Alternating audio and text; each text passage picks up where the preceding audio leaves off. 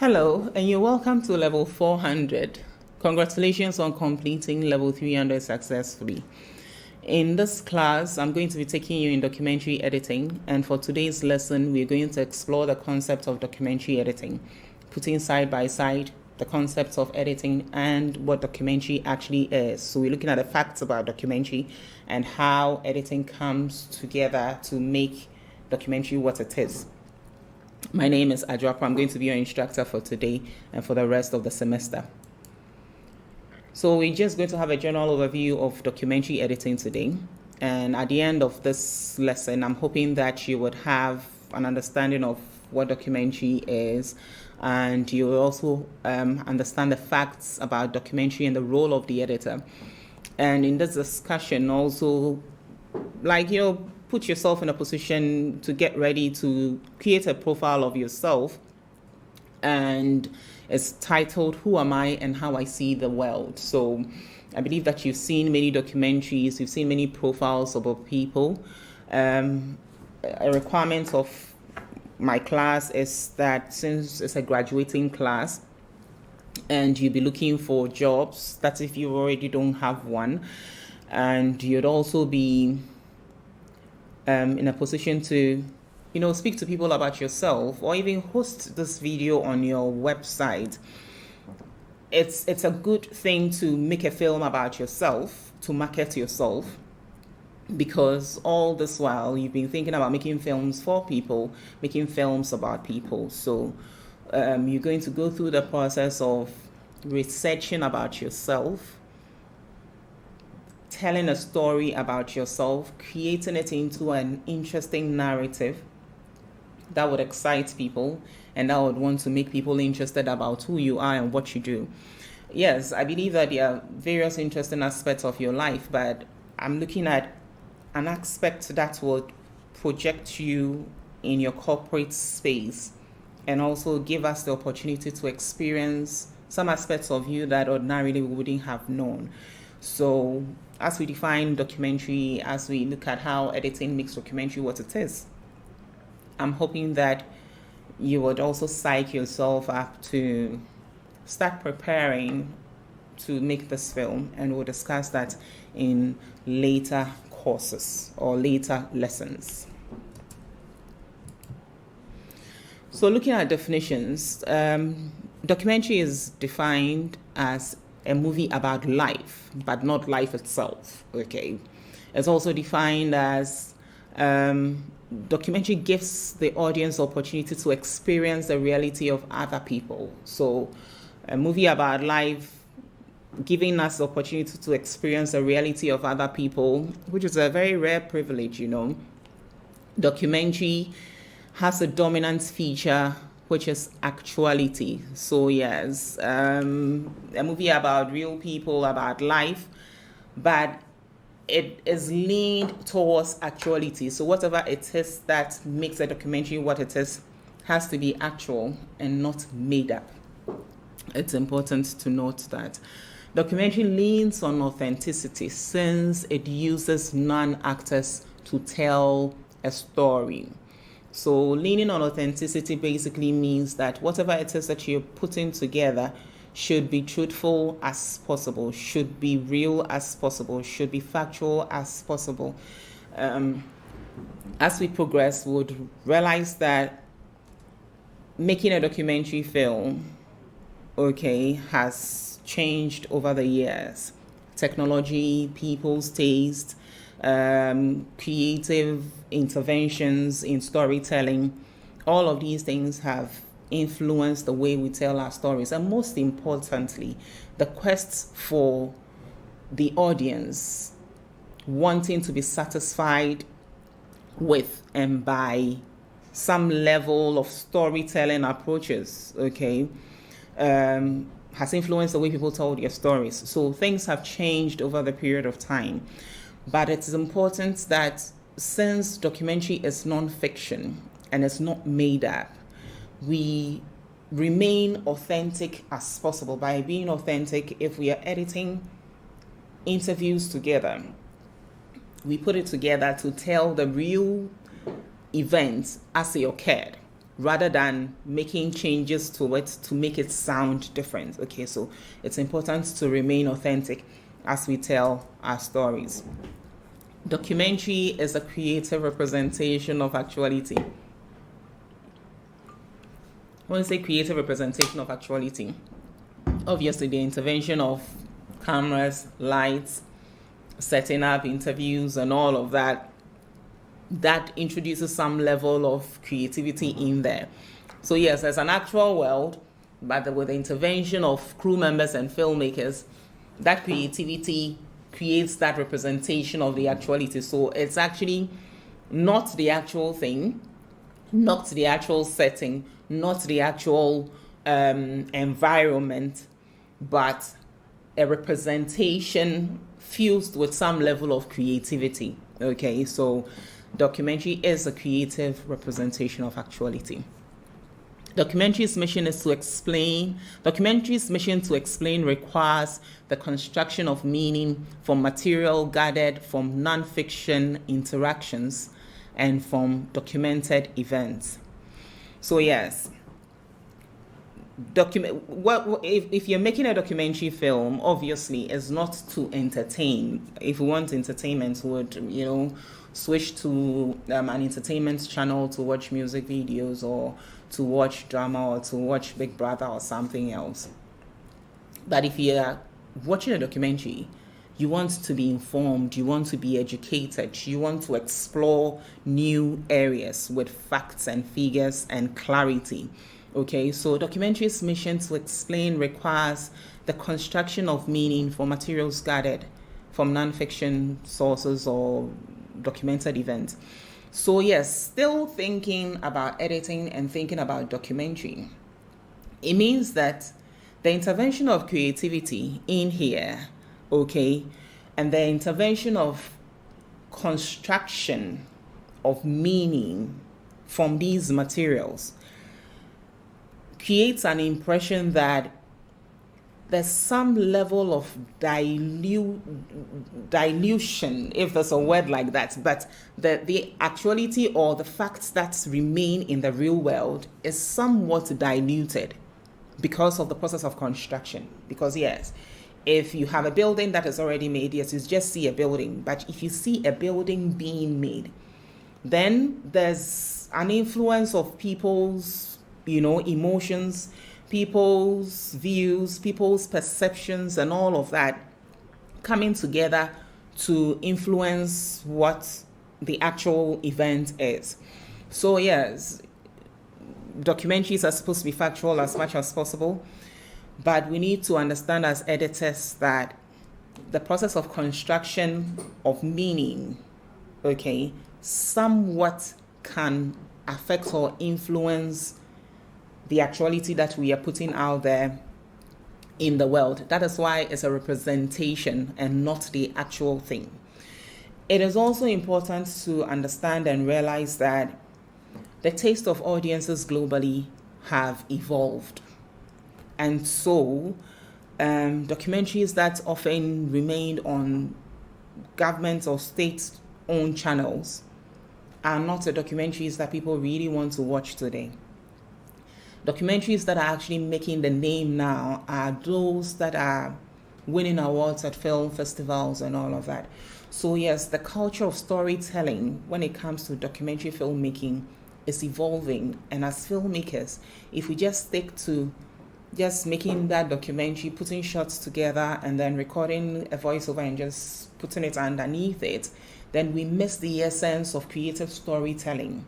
Okay, so I'm hoping that in the course of this lesson, even though some of you have edited some beautiful documentaries already, we'll tend to appreciate the role of the documentary film editor better, because in actual fact, the documentary film is told on the bench.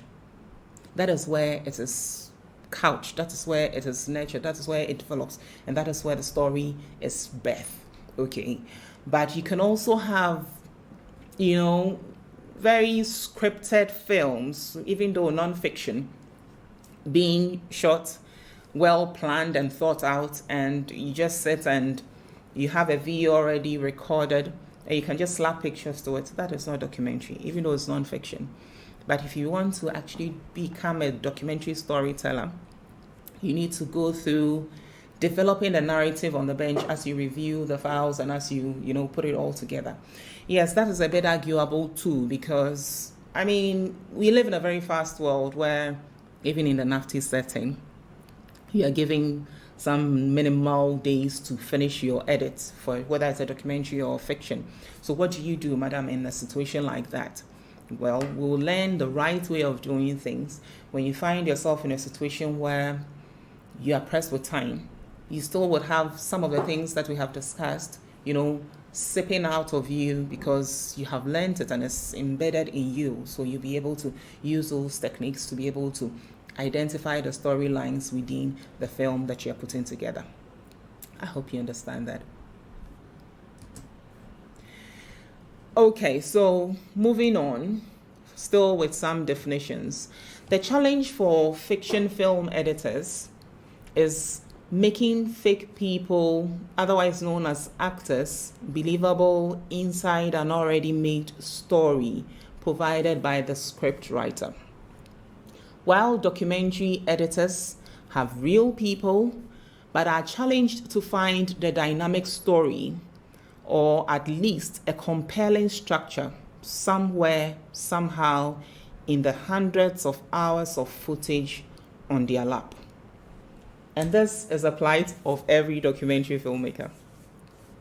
I worked on some projects some years ago for an NGO, and all the documentaries we worked on were screened at ECOWAS conferences because it was a film on conflict resolution in northern Ghana. And at the time, when some of you were, very little in like SHS and all of that, the conflict was ongoing, and there were groups of people who were like mediating these conflicts, and they were filming the processes. There were times that I received up to about 30 hours of footage, and I have to put it together in a 25-minute film for a conference, and the conference date is already set. So yes, these conventions about when you're editing a documentary, you have to take your time and all of that was compressed into day and nights of editing. And I'm happy to say that is what sharpened my skill as a documentary film editor and a documentary filmmaker, to be able to tell stories everywhere I go with my eyes. As I am seeing ordinary things happening, I'm identifying individual shots that I can put together to be able to, give information about the real world. Okay, representation of what the real world is. I mean, even as I sit in traffic, I look around and I'm seeing things and I'm like, this is a good observational that would be able to inform people who are supposed to be making decisions for these, less privileged people in our community.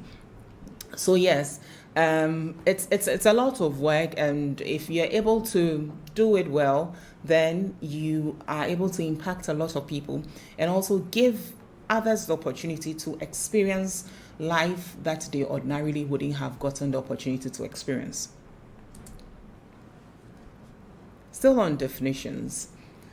So for documentary, is a non-fiction narrative which documents reality and seeks to inform, educate, persuade, and a few times entertain.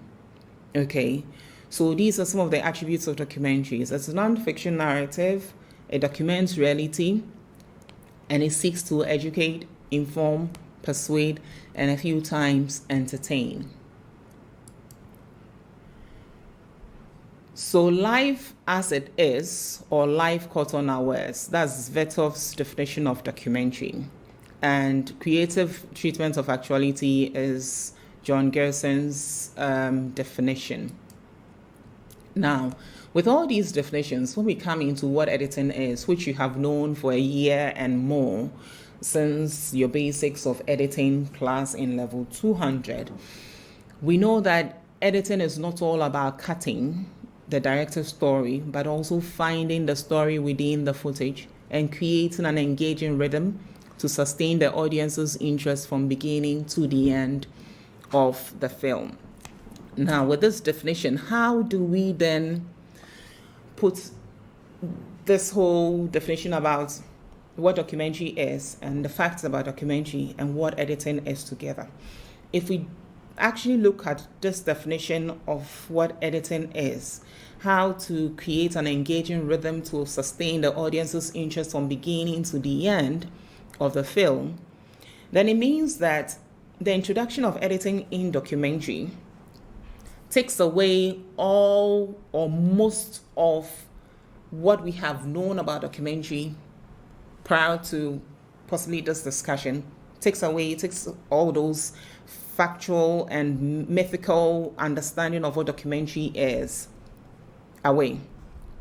Because if we're going back to the definition of editing when it comes to fiction films, then we know that, okay, as you knit the shots together, you're creating an emotion, or you're creating, even when it comes to creating a pace and creating a rhythm, it is your careful timing of the shots that creates that.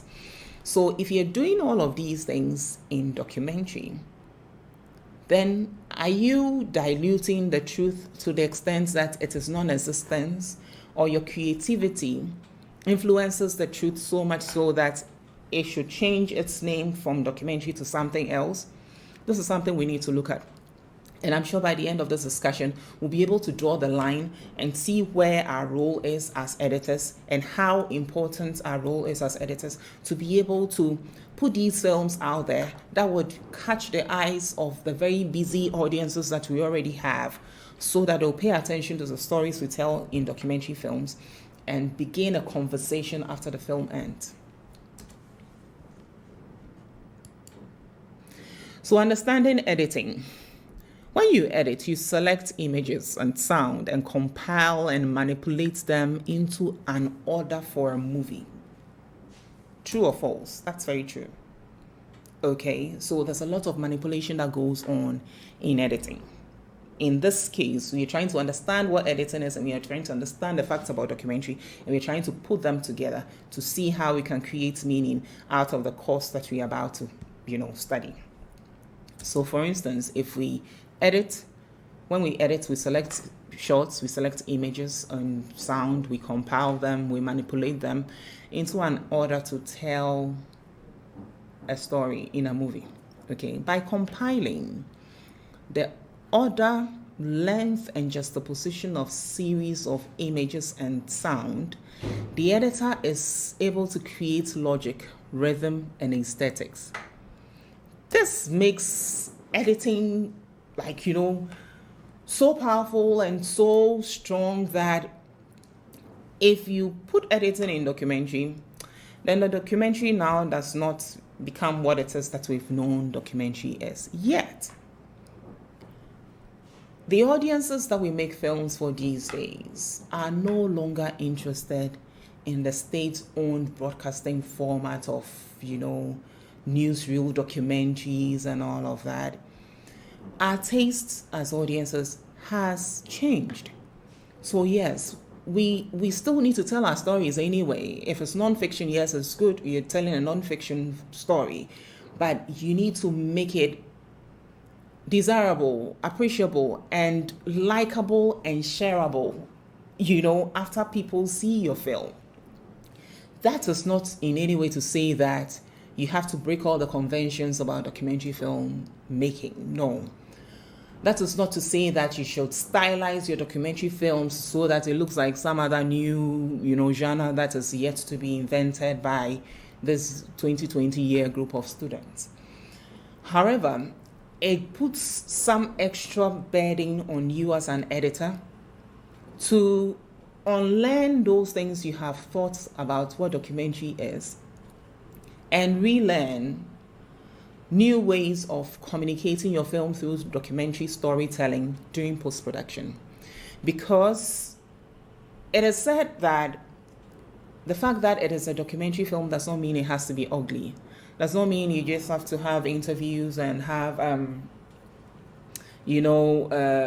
B-rolls and have some music come up at a point, and then have somebody sitting in his office with a pile of files on the desk and all of that to show that this person is a CEO or is a minister or something.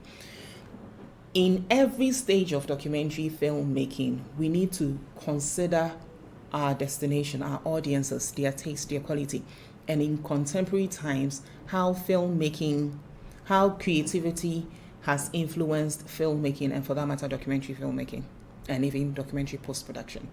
So it's important that you do not dump all the theories and explanations and all the conventions you have known about editing, but you keep them in mind, whilst you also keep the facts about documentary in mind. And then we find a way of dovetailing the two so that we are able to tell engaging stories that will be appreciated by the viewers, yet remaining authentic as much as possible. I hope that is clear.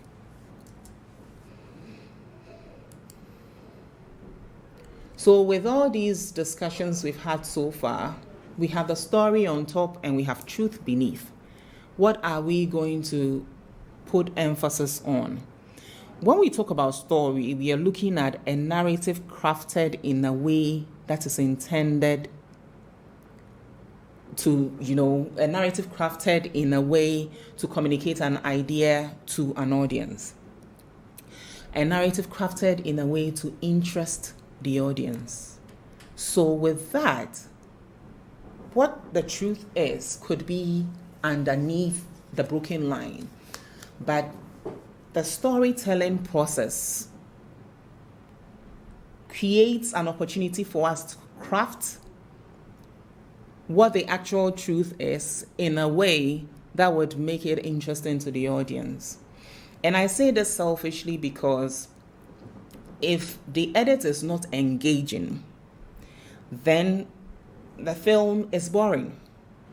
So if the film you have made, if the narrative that you have developed and crafted is not intended to create the interest of the audience, then it means that, yes, your film will be seen, but by the end of your film, the conversation will end because there's nothing to talk about.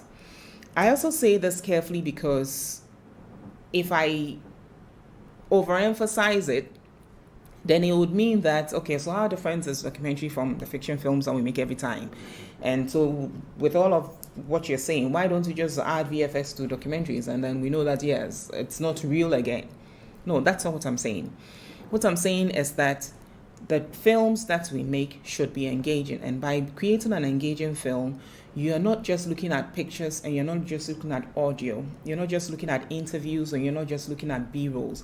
You're looking at how music, ambience, interviews, primary footage, secondary footage, all of that synergizes to be able to create one stream of an engaging film that would have viewers not take their eyes off the screen even when their phone is ringing. So your treatment of sound would be as important as how smooth you want your edits to be. I've heard people say that, when it comes to documentary, well, you can have jumps and it's fine, so yeah, let it jump and it's okay. But the saying that I've said already, that because it doesn't have to be ugly because it's documentary. And if you want to make documentary films that would interest your viewers, then you have to pay attention to the process of the storytelling. That is very important. However, you are not burying the truth. You are sticking to the facts as much as possible, but you are putting it together in a compelling new way that would interest your viewers. I believe that we've all listened to storytelling by the fireside. If you used to see it on TV or you were young by then, I believe then I was very young at the time. However, if you have an old man telling you a story and this old person has some, recollecting, issues, you would just sit and listen and listen and listen, and by the time you're done, you are either dozing off or you have missed the beginning. But you could also have an interactive folk tale being told in a documentary, and you would have an engaging, time of viewing throughout the film. It depends on its approach, because when it comes to the old person telling you the story orally, it's just you listening. But documentary gives us the opportunity to still have that same oral tradition being transferred into visuals. and having B-rolls and other shots, that keep, engaging us throughout. And this is made possible by the role of the editor in documentary storytelling. So regardless of the genre of film, the purpose of editing still remains the same. You are connecting shots into a sequence to tell a story. You are correcting and eliminating mistakes, and you are communicating an aesthetic to the audience. So all this said and done, we know that we have a role to play in documentary storytelling, okay? And without our role, the documentary film is just made up of rushes. That is clear.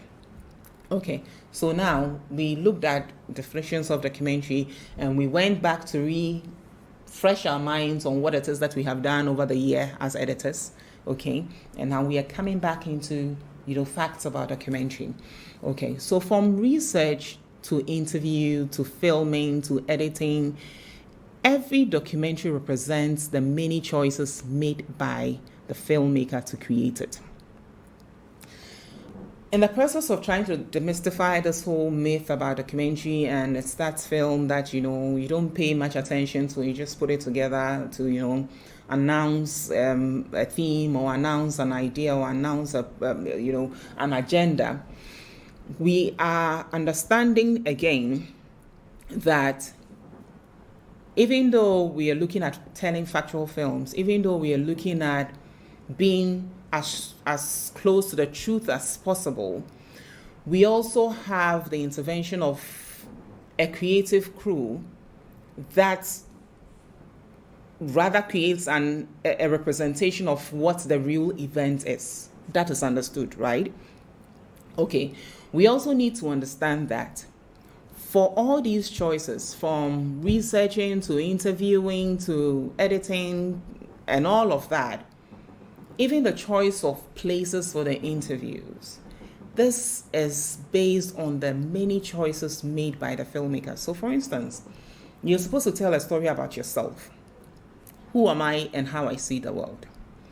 So I'll take possibly Palma, for instance. Palma, if you have to tell us about yourself, you can do that in maybe 5 sentences and we'll have an idea of who you are. But if you have to make up a documentary film, if you have to make a documentary film about yourself, which is supposed to give us and a larger audience an opportunity to explore who you are and how you see the world, your perception and your ideologies and how all of these things come together to make you the unique person that you are, which will be very different from possibly Seth or Lawyer or even Padmund, then you would have to pay attention to going back into yourself and researching about yourself, even though it is you and you have lived all those lives so far till now. You need to pay attention to research. But in that process, you decide to make a choice. You take a standpoint. You take a point of view about yourself, because I don't think you'd want to tell us everything about yourself. So even from the research, you decide who in your life you would want to interview. And in your home, who you would want to interview. And since this film is supposed to be corporate oriented, your clients, your various clients and what you do and how it affects them, you decide which of them you want to interview. So with all of these said and done, it means that we decide categorically what we want to involve in our documentary. Question is that a true representation of the fact? Is that the truth? Well, we can say that it's a film about life, so it's not life itself. So in that case, it's understandable. But that is to let us know that with this path we have chosen, it is not just about making those ugly films that just screen at late night about some occurrence that has happened somewhere, or that film about political propaganda, or a rally about things that have been, now that we are in the election year, before and after documentaries. No, we are looking at making films that would have a voice at film festivals. We are looking at making documentaries that would start a conversation about the things that are ignored in our society. For instance, I saw a film made by one of your mates. It was edited by Seyram. And I think that for that documentary, it begins a conversation, and a conversation that involves everybody, civil society organizations, parents, teachers, and generally the whole public, and even decision makers like politicians and all of that. Even though this is just a little boy's interest and what he loves to do and all of that, it was very exciting to give me the opportunity to experience his life. But as I looked at that film, I was just thinking, okay, there should be more. I mean, is that all his life is going to be? If we have like 1,001 of his kind, it means that our classrooms are going to be empty. How do we fuse passion with education so that you get at least the basic education before you do all of that? So if you make a film and you edit a documentary and it finishes screening and nobody cares about it, then it means that there's something wrong. Okay? So I believe that as we choose themes to tell these stories that we make as documentary filmmakers, we should consider things that would start up conversations, and not just conversations that would end up with likes and rebuttals on social media, but it would create a situation where we would effect change in our lives, and it will not just affect us but affect the people that come after us. Okay, so I think that for the choices we make as filmmakers should not just be ordinary choices, but should be those unique ones that would frown on rape and abuse, or frown on littering, or frown on the way our behavior as a people is contributing to climate change. All of these decisions that we make as filmmakers puts our voice out there and makes us relevant in the way we contribute to developing society. I'm sorry if I sound too passionate about this, but I believe that we all can put our efforts together to do that. So let's choose right. Let's find ways of, telling beautiful stories in documentary by using good lighting. Yes, you don't have to just have bad lighting because, okay, yes, it's documentary, so let it go. Even if the sun is up and it's creating a flare in the lens, I mean, that's fine, it's documentary. But if you're actually shooting a fiction film, then you're looking at how you can, put it all together in a very beautiful way to be able to catch the audience's, attention. These days, our taste as audiences have changed. So we need to understand that before we even sit down to put the shots together as editors. I hope you understand that. So over the years, film viewers have become more sophisticated, and I just said that. And documentary viewers are no exception. So we can't take them for granted as we put our shots together. Okay, so still facts about documentary. With so much content out there and multiple platforms, how do we convince somebody to watch what we did or what we're doing? Or, I mean, what is so special about your film that will make us want to care about it? You need to think about that. So if you're making a film about yourself and you start by just sitting and narrating who you are, where you were born and all of that, before you get to your second or third sentence, I'm sure would have flipped the channel or something. But you can still begin your film with something very engaging about the works you do. So even before, if it's a 5-minute film, after 30 seconds or 45 seconds, we now realize that, oh, it's a documentary film. Wow. And we are sitting and we are watching and we are anticipating to see what's going to happen next. There are some examples that I'll show you in our next class of previous year groups profile documentaries that they did. One of them, who's a very good graphics designer, who's making strides in the industry, actually published his on his website. And I looked at it and I laughed because I was like, listen, when you were doing this film, it was a tussle, but 4 years down the line, he's still happy about what he's done and it's still on his website now, so you can actually package yourself in a very unique way to sell yourself out there through the films that you make.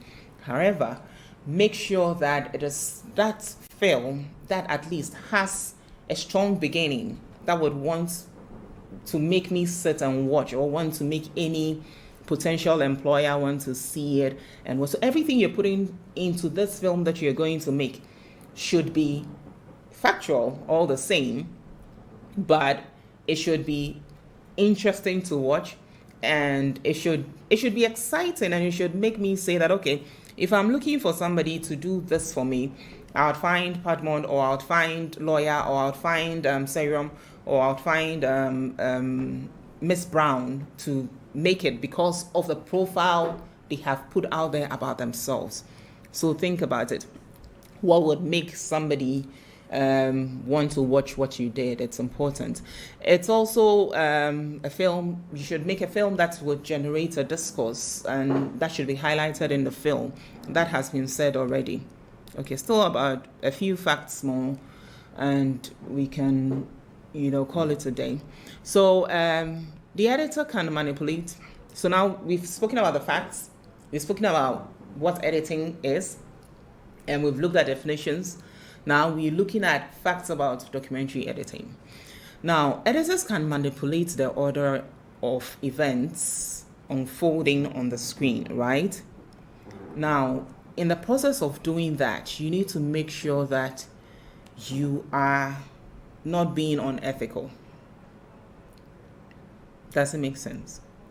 Now, if you are, because editing gives you the opportunity to manipulate shots, to create rhythm, and to, make the scene exciting and all of that, you have the right to do that. But in the process of doing that, make sure that you are not manipulating it in a way that can veer into, lies.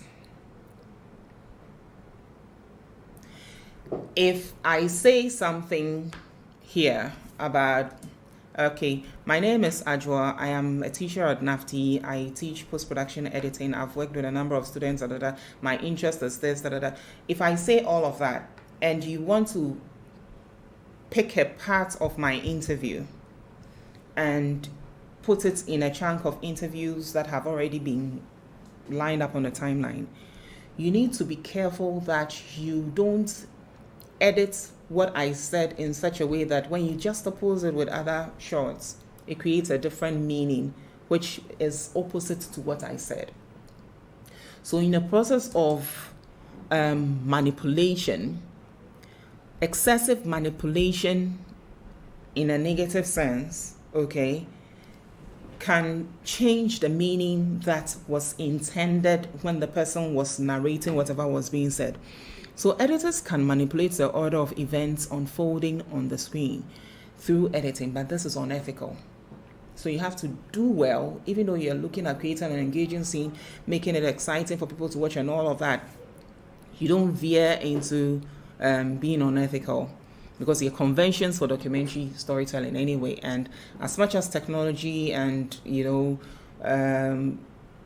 viewing taste of viewers have changed, we still have to stick to the conventions as much as possible.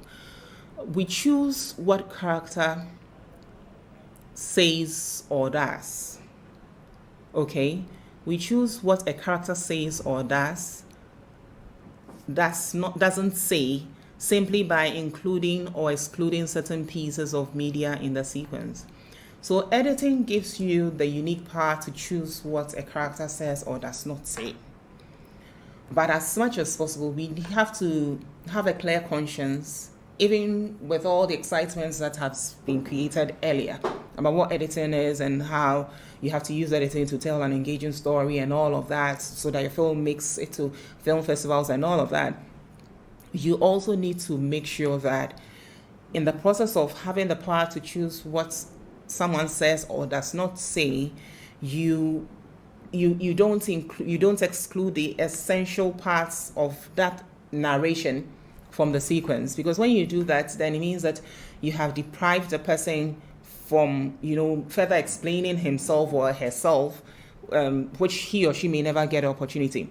That is also a bit arguable because, you see, it's said that nothing is entirely absolute, especially in academia, because whatever points one raises, another can actually argue it out to the extent that if you are not careful, whatever point you raised, if you raise point A, somebody can actually argue from point B to A, and it would actually make nonsense out of your first argument. It doesn't necessarily mean that the first argument is wrong, but it loses some level of substance. Okay, so as we try to make the films exciting and all of that, we need to also make sure that we don't exclude essential parts of the interview by omitting certain key things that would actually water down the main things that somebody has said. It's once again, it's very arguable because then if you're saying that from your previous slides, if you're saying that you take a stance to make a film, and by that stance, it includes editing, what you have to involve and what you don't have to involve. Yes, I have said that, but I'm also playing the advocate by saying that we choose what a character says or does not say by simply including or excluding certain pieces of media within the sequence.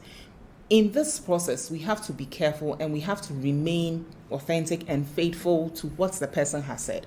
There were films that were made some time back in NAFTI about the military, and I realized that because I was directly related to the CDS at the time, I realized that the standpoint that the student took, being somebody who was family, I had privileged information that she did not have, that the CDS did not give her. So I saw the film at assessment and I said, this is so unfair. Even though some, senior military officers had some issues with their leadership, it didn't necessarily mean that the number of trips that the CDS took was because he used military finances, So I thought that film could just stay on the NAFTI shelf, because if it got out to the military to see it, I don't know what would have happened. So when you make a film, you need to make a film that is so authentic. Yes, it would win the Film Festival Awards and all of that, but you should be able to be confident enough to show it to your subjects or the people who contributed in making the film, and you won't have them chasing you with weapons after the viewing. Okay, so it's important we have the power, but we have to be responsible in the usage of the power. There should be a deliberate attempt to present the truth rather than distort it through editing. That is very important, so we need to pay attention to that. So, facts about editing again. Editors can take completely unrelated pieces of video and audio and give it a new meaning, as well as change the context of a statement depending on how it is placed on the timeline. We'll have these discussions as we go with some practicals.